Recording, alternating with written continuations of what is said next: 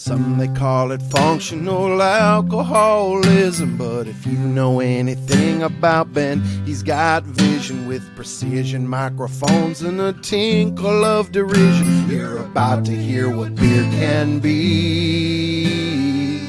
It's time for Barley and Me.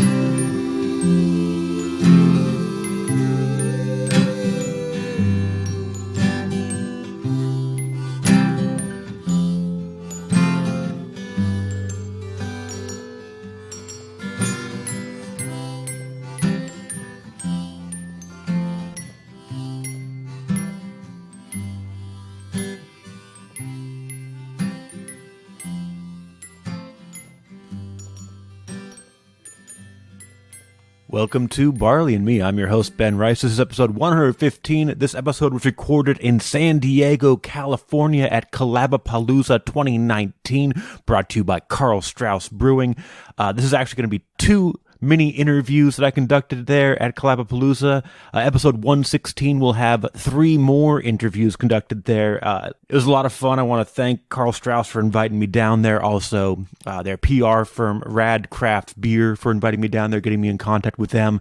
That was great. It was a lot of fun. So I hope you guys enjoy these interviews. It's 2 segments, like I said. The first segment, no big deal, just Doug Constantiner from some brewery called Societe Brewing. I don't know if that's a thing you guys are into or anything like that.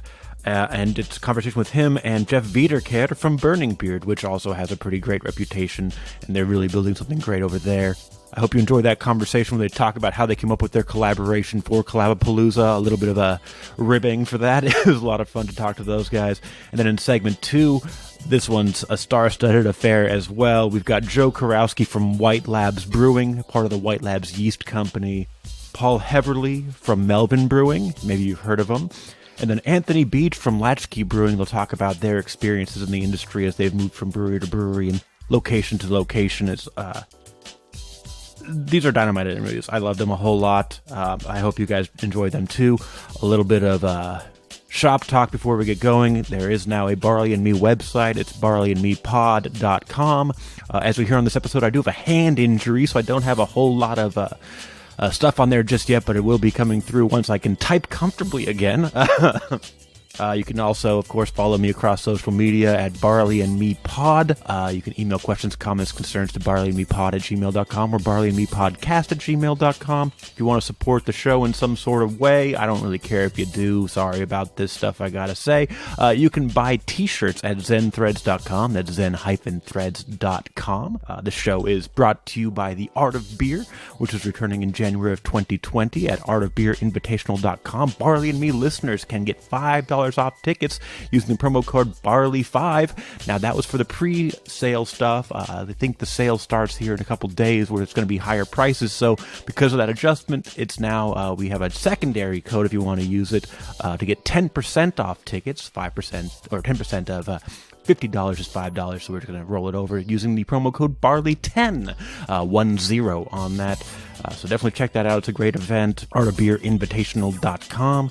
And then, if you guys are following the Ben Rice comedy stuff, we've got some great shows in December that you guys should definitely check out. Obviously, the first and foremost is the comedy night at Crooked Lane every 3rd Thursday. I get national headliners to come through there. It's $10 tickets. You can buy those at the brewery or give them a call or even on Eventbrite now.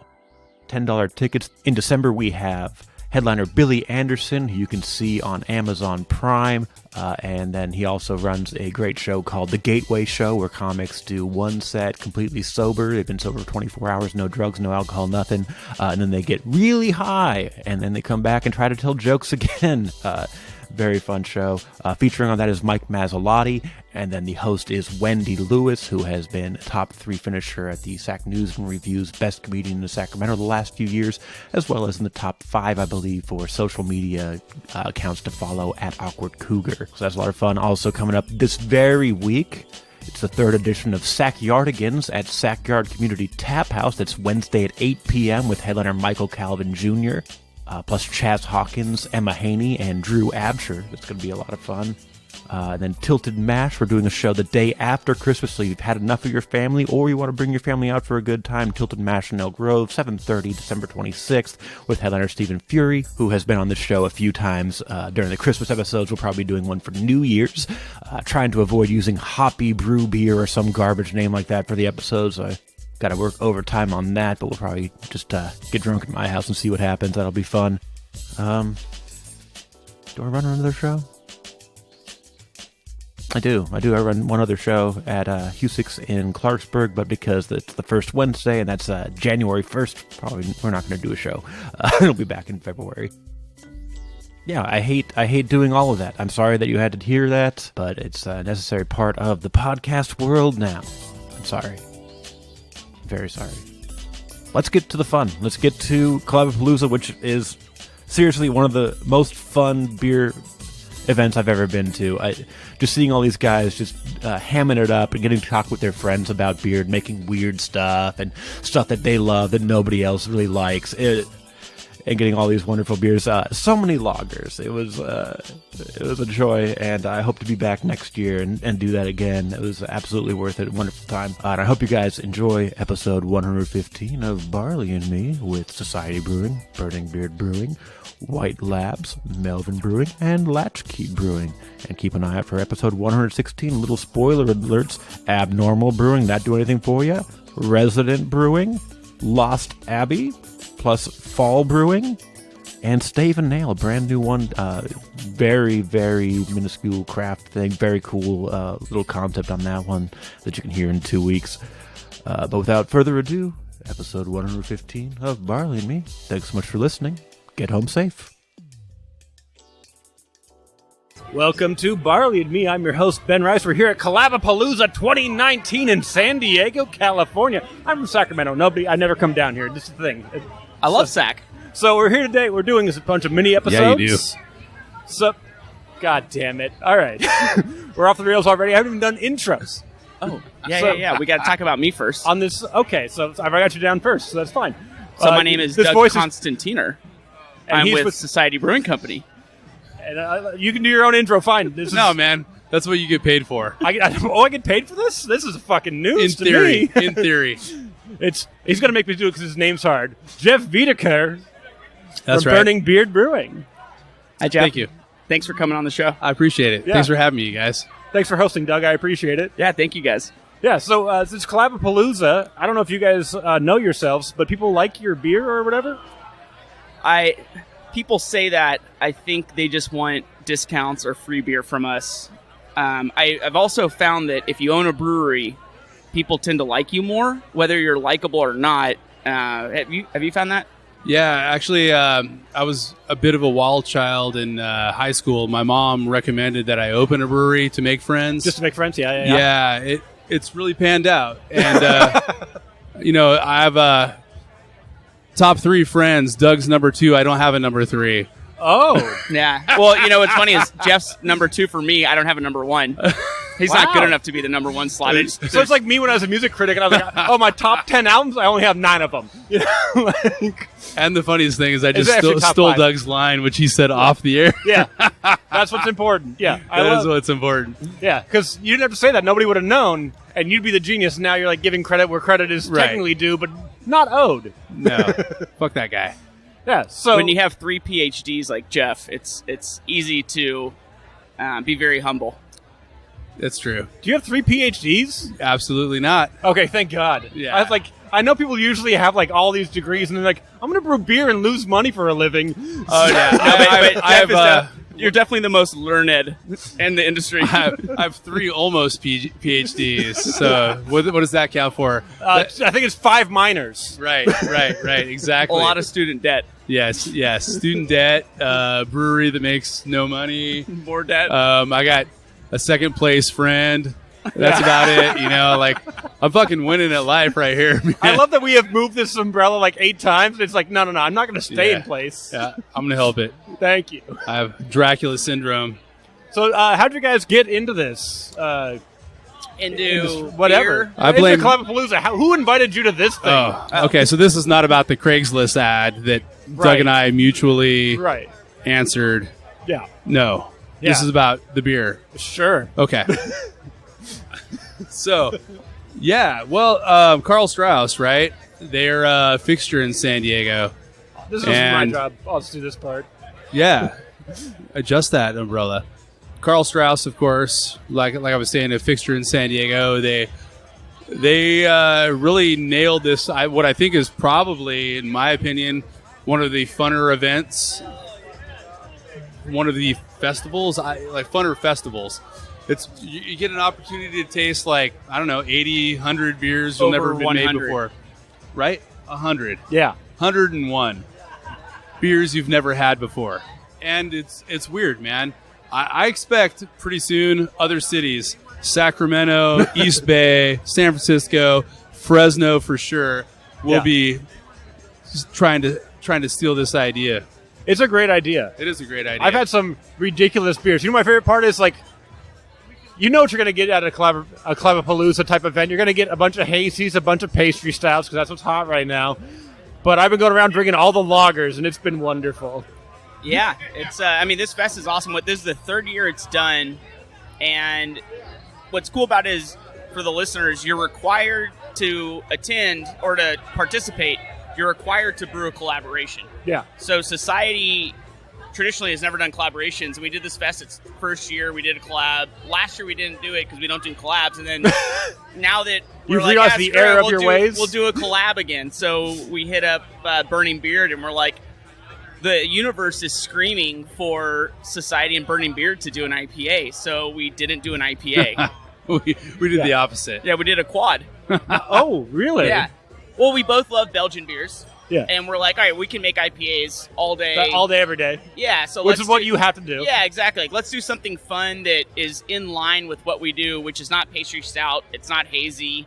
Let's do something fun that we normally wouldn't be able to get to do. So we did a very high gravity Belgian quad. All right. What kind of flavor profile you're going for on that? Lots of dark fruit weirdness, you know. Yeah.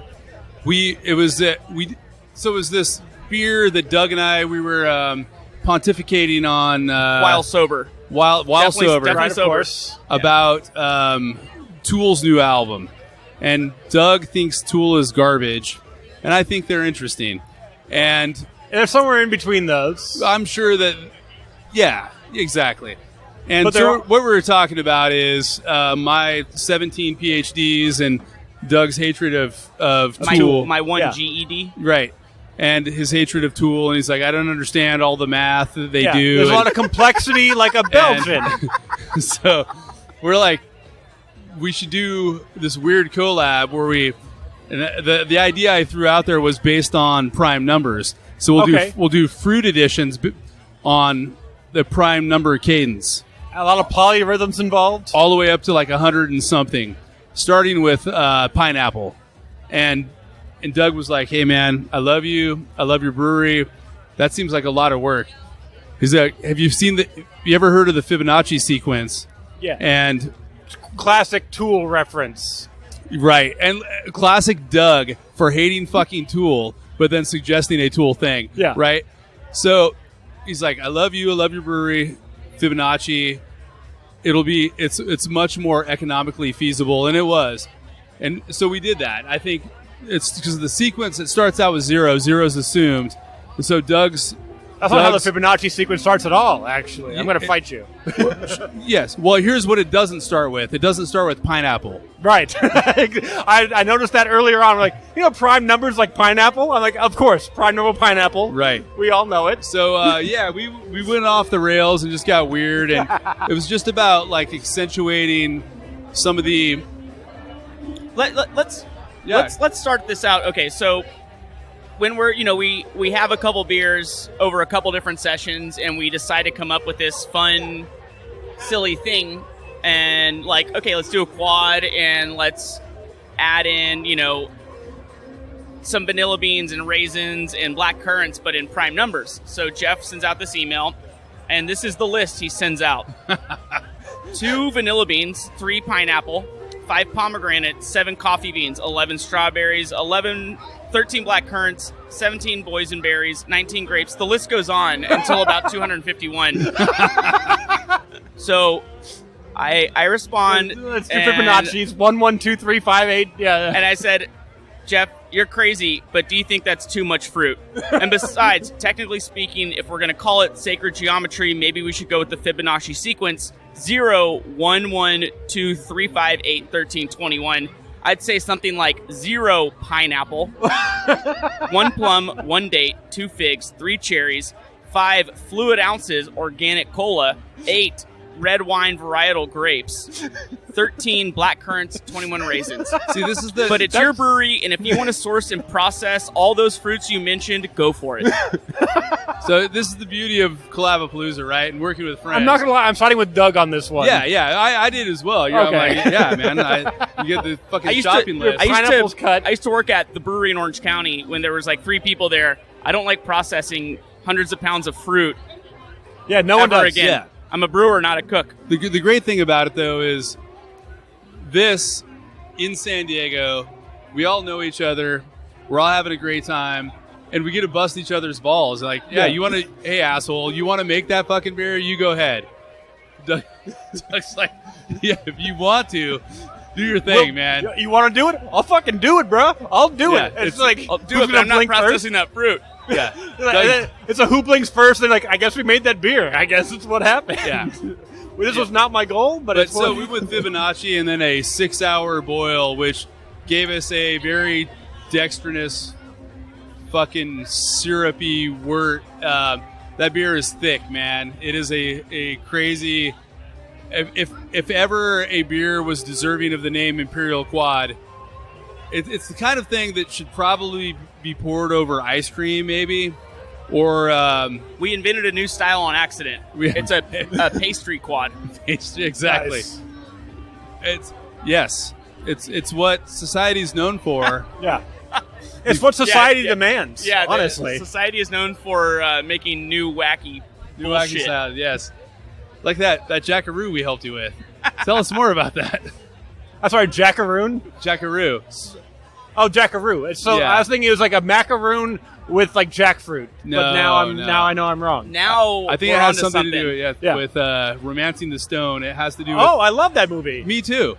Something south of the border. All listeners under 35 have no idea what we're talking about. I'm 34. Yeah, you have no idea. Equator.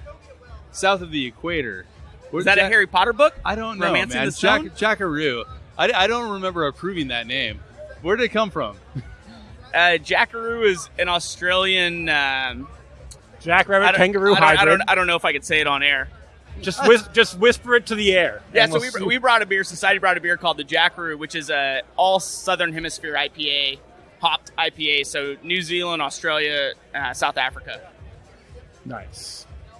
And then the name for no reason. Got it. Nah, I just don't remember. Compelling. We've done like so many beers now. I don't remember where it came from. It's in the word bank, and it looked cool, and I know it's Australian. Nice. I was hoping for Penal Colony, something like that. Irish Rejects. Doug wouldn't go for it. Yeah. He's sensitive. He's very PC. Yeah. Smooth I'm a criminals. professional, damn it. Yeah, he is a professional. That's true. Smooth drinking criminal. That's also a thing you could do. Right. They're There we go. professional.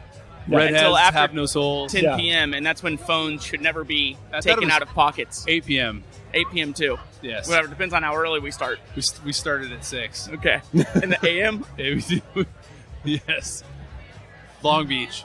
So, yes, Burning Beard and Society like to have a lot of fun together. It sounds like it. Yeah. What a terrible thing to do. What a terrible life to live. Well, and that's a reflection of what this festival is it really showcases the best of this industry, which is, not just a collaborative effort on brewing beer together, but everyone's friends. We all help each other out.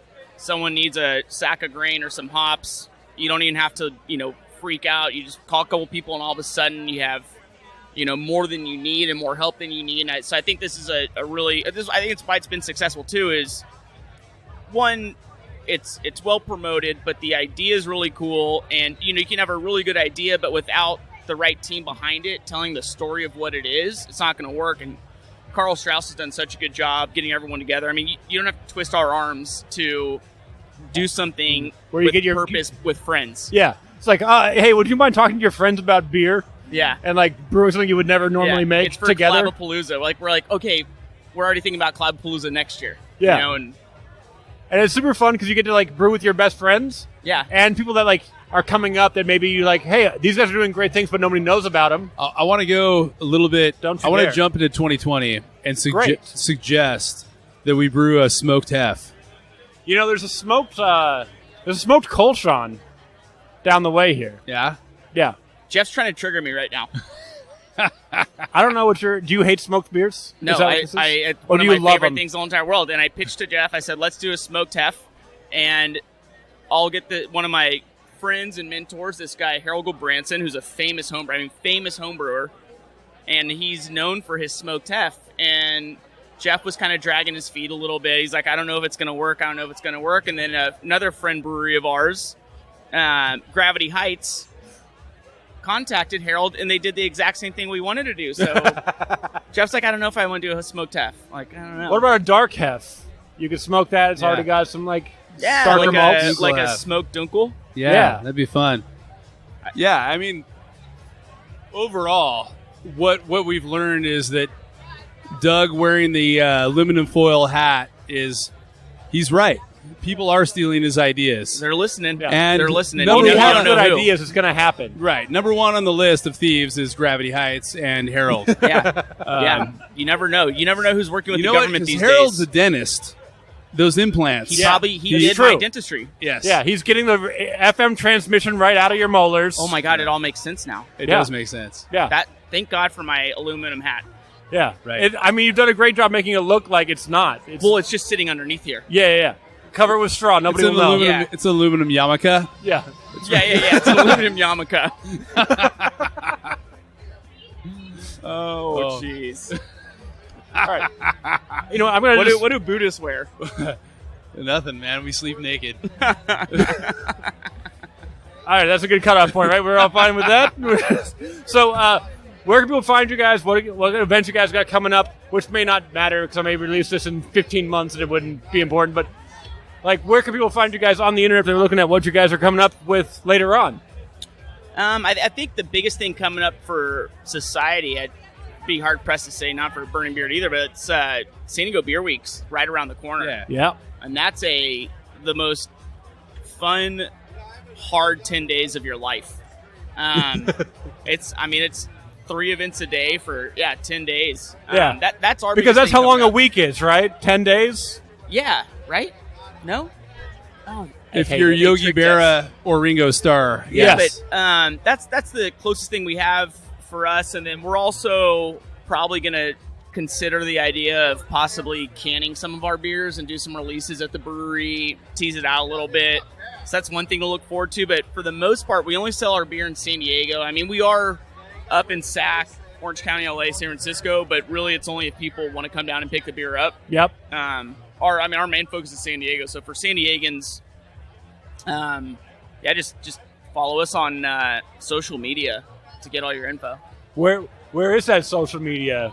In the cloud? BurningBeardBrewing.com. This guy knows. Nobody right. knows it. It's my favorite thing. Nobody ever knows their social media handles. Yeah, It's that's my what it is. favorite thing. We're like, are at- we beer? Brewery? Brew? Who Burning, knows? that's the fire. The beard is the shit on your face. What's the .com part? Oh, that is the interwebs. Your Twitter handle is burningbeard.com. No, that's Beard of Flame, motherfucker. Beard of Flame. We can be found at Society Brewing, Society spelled with an E at the end, on all channels. See, Nice. perfect. Now, will this, just out of the curiosity of me asks, will this quad be available anywhere besides Collabapalooza? Well, in time, yes. In time, yes. Yeah. The important thing to know is that there's a lot of weirdness here, and we're doing it together, and we're going to release it. Like, we want to tease you. It's not a one-night stand. We're interested in a long-term relationship with you. So we're just going to give you the tip. That's all. I'm Today. leaving you with that. I mean, there's better ways to go out, but we're going to do it. Jeff Wiederkehr from Burning Beard, thank you so I don't know much. that there are better ways to go out. Politely. Oh. Not so crudely. Oh. I thought you said I could cuss. I thought Yeah, I could no. also make sexual innuendos. Oh, yeah. No, people all do it. It's Oh, fine. okay, great. Doug Constantiner from Society, thank you so much for coming on. Thanks for having me, and thanks for putting me next to this guy, and thank you to the listeners out there. Thanks for your support. You guys are the reason why we're able to keep making beer and do fun stuff like this. Yeah, exactly. Thank you guys so much, man. Get out of here. Go enjoy yourselves. That's how you do it. Thanks, Doug. I appreciate you teaching me how to be professional. Thanks for having us, man. Thanks, man. Chances are, the beer lover in your life already has all the glassware and brewery swag he or she can think of. How about giving the gift of knowledge this season instead? Joshua Bernstein, a journalist and veteran beer writer, is here to tap some beer wisdom on you. Featuring must-know insights from 100-plus beer industry pros, written in a fun and lighthearted way, Drink Better Beer is here to help you navigate the complicated landscape of craft beer, debunking commonly misunderstood myths. Available on Amazon, Barnes & Noble, and IndieBound. Learn more at www.joshuambernstein.com. That's joshuambernstein.com. Welcome back to Barley. Me, I'm still your host, Ben Rice. We're still here at Collabapalooza 2019. We've got way too many people here. With us today, we've got Joe Kurowski from White Labs. Hey. And we also got Paul Heaverly from Melvin. What up? Heaverly. I knew it was usually the third one I get wrong, so this is Heavenly with an R. Yeah, that's what I did. I'm like Heaverly, not Haverly, you piece of... Where's the Haverly place? We've already done it. And then Anthony Beach at Latchkey. Hi, I'm here. Yeah, we're all here. So we are here for Collabapalooza. What is happening? We just made a beer, and we're serving it to all the good folks in San Diego. We made a Pigtail IPA, and Anthony has a funny story about that, too. What did you tie up to make this Pigtail IPA? Go.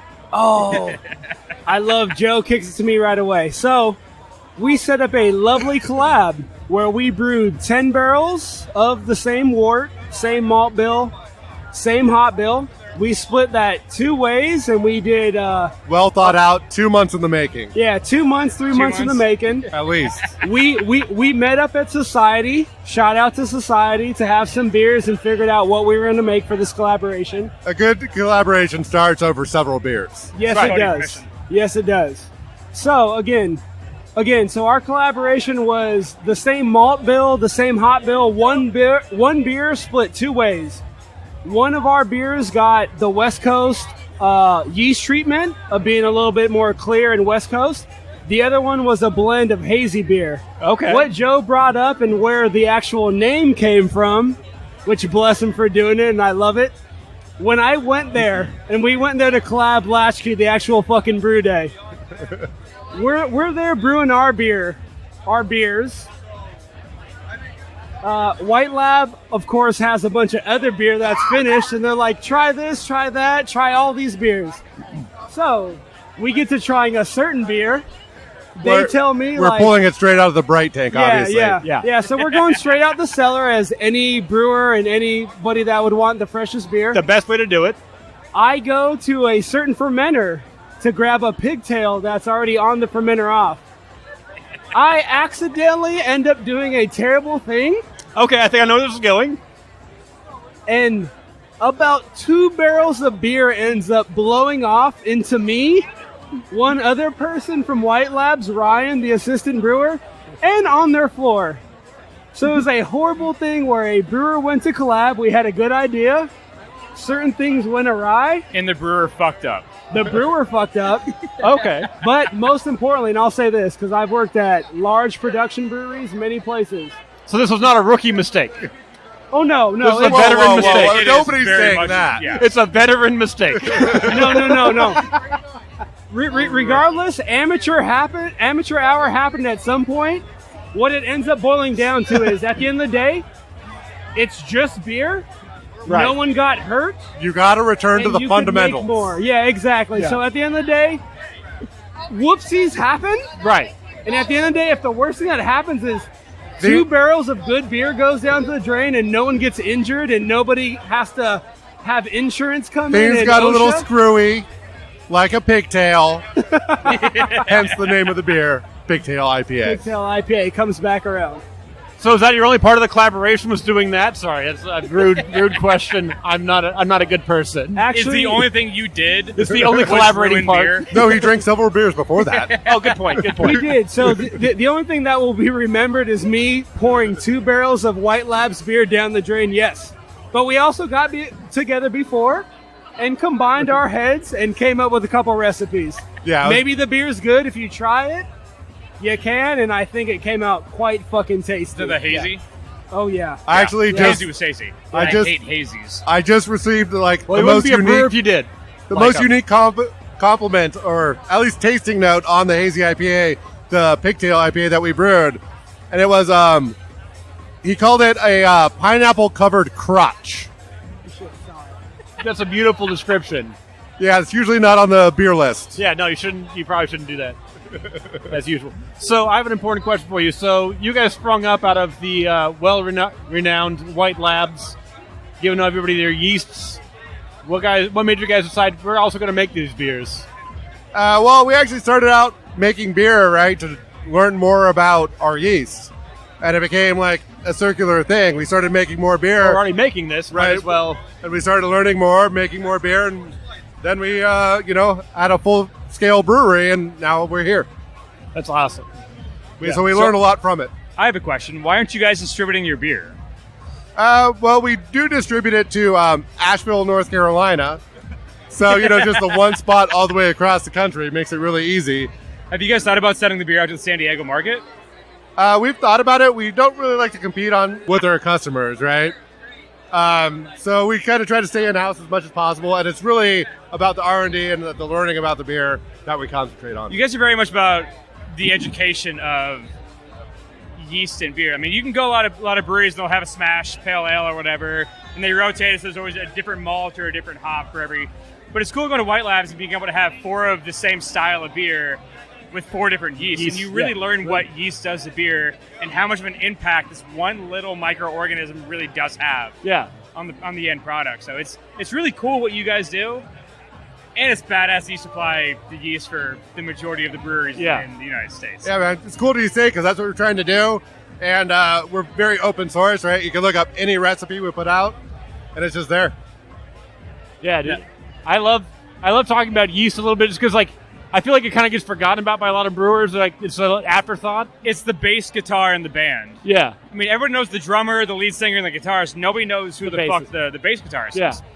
But the bass guitarist is as important as the drummer to keeping the beat of the song going and building the body of the song. And that's what yeast does. Is it's the body of the beer. It's the spirit of the beer is the yeast. The biggest flavor impact you have in beer is from yeast. Yeah. You can fuck up on the hops or the malt side. Yeast has the biggest change. If you fuck up there, your beer's ruined. But you can use yeast to cover flaws from the earlier size. I mean, that's why those Belgian strains work out. You like take a bad beer, like let's just throw some bread on it and see what happens. Yeah. Well, this IPA was going to be good till it sucked. Let's make it a Belgian strong. Right. Done. It's easy to do. Yeah. Because yeast has such a strong impact on beer. So it's that one little thing that's always forgotten about that brewers really cherish and take to heart. And that's why the labs are there for all the brewers. Yeah. The yeast health is the biggest thing.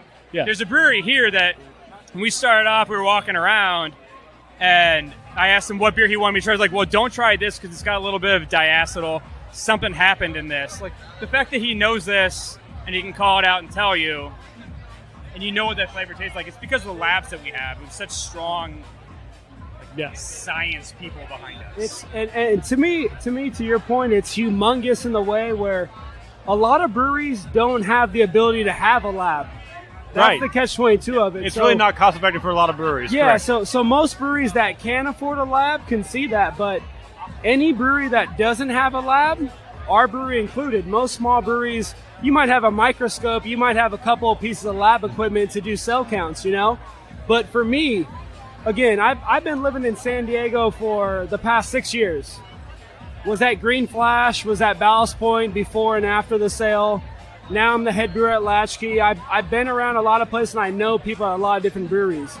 What I love White Labs about, just beyond just the yeast component, which is the obvious, is there's not a company that handles yeast that I've been to that actually has a tasting room.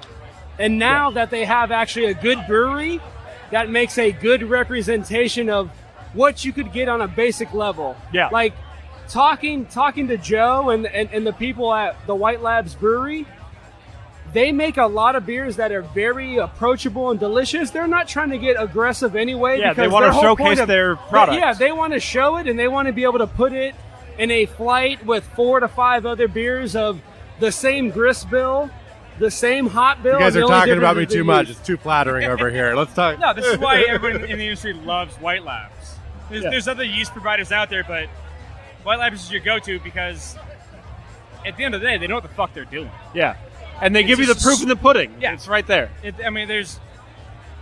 get a White Labs product, you know you're getting a quality product. Yeah. So that's... Well, and we could say it this way is even going back to being like, we can give the hand jobs out to where it's deserved because White Labs is one of the best at the yeast part. But for me, it was just sharing as a brewer, literally as a brewer. Joe's just blushing this entire time. Well, I just got offered a hand job on a microphone, I think. Hey. I mean, it's been recorded. I could go back to this. It's on record. It can happen right now on record if we want to. But my idea I'll is turn it just- off out of politeness. I Thank care. you. Thank you. It's just as a resource, as a brewer, for the past 6 years since I've lived and brewed in San Diego, White Labs is a stop by once a month as a resource to try out different yeasts with different grain bills and different styles to give you a real applicable idea of what's going to come out of your actual fermentation. Where most yeast companies do a really good job at highlighting what you expect, what esters, what phenols, the fermentation attenuation percentage. But most of it is just that. You can go to White Labs and actually be able to taste high quality beer using their actual yeast.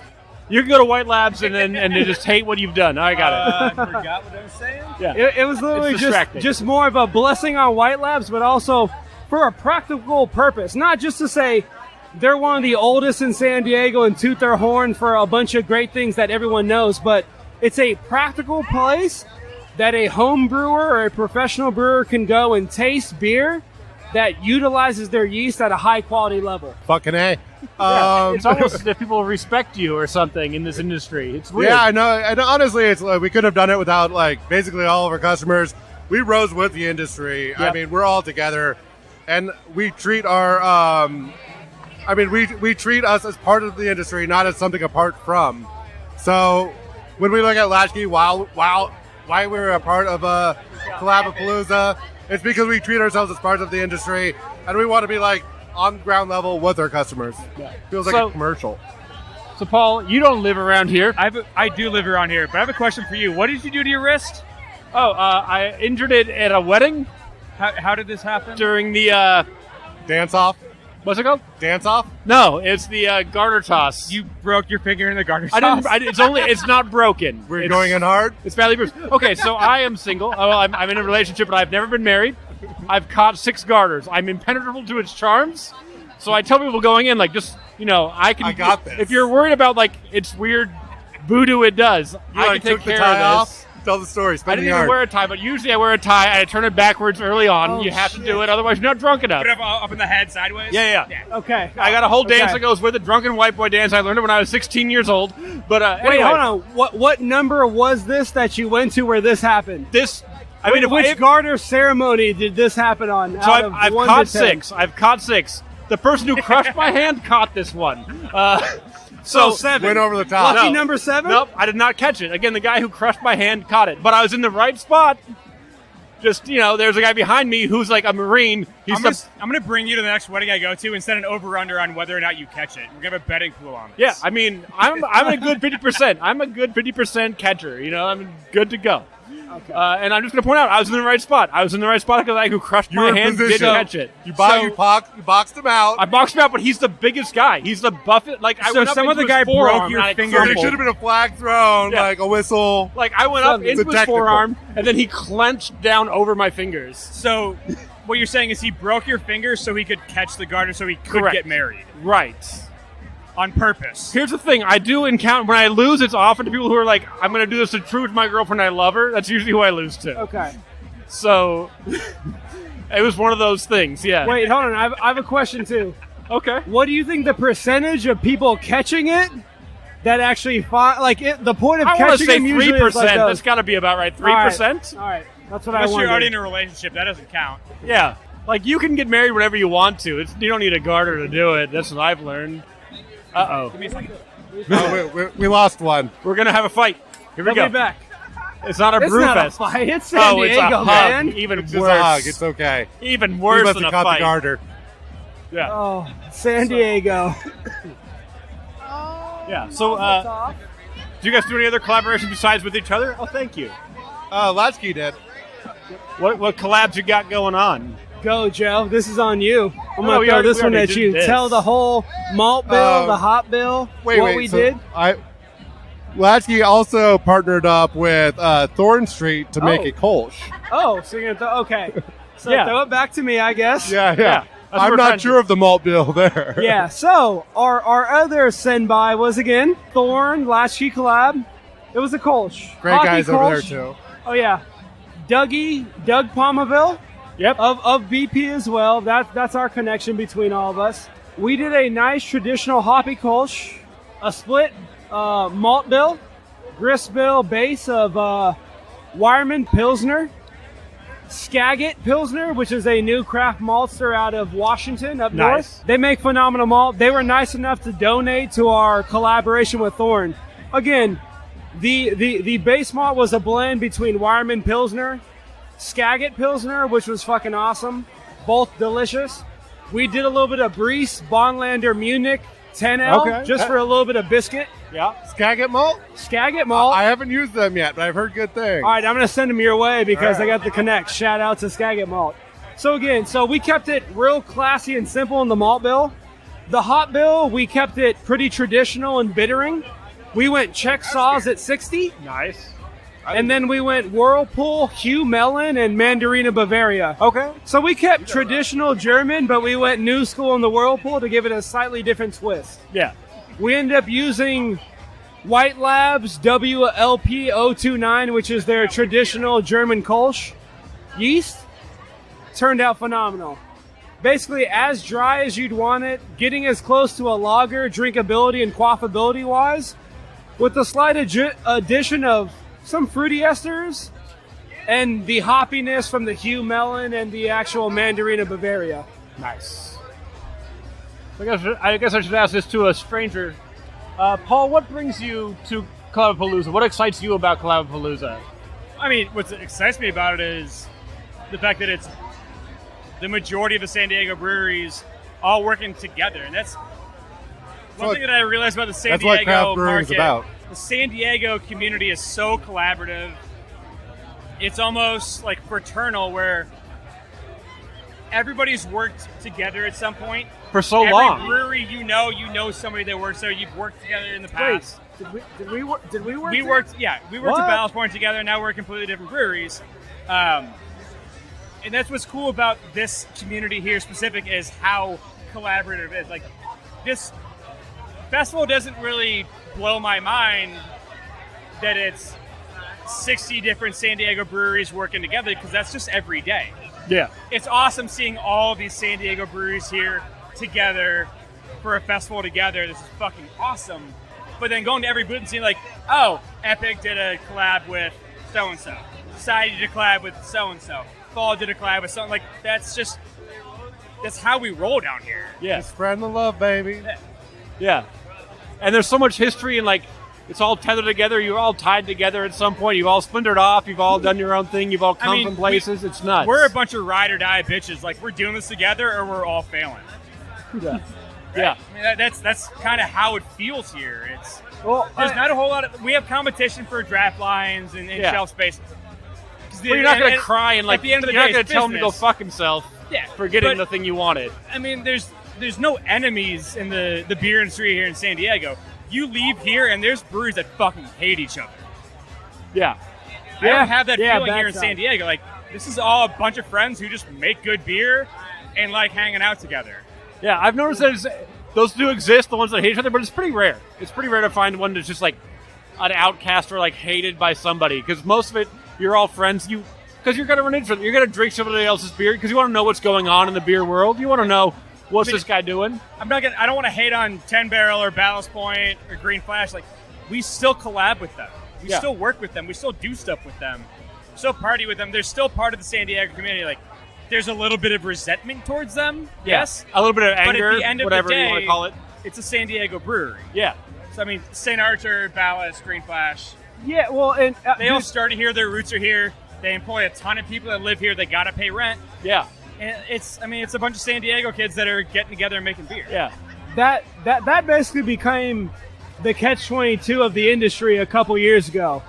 So me coming from Ballast Point, Paul as well, we were there before the sale when Ballast Point was the darling.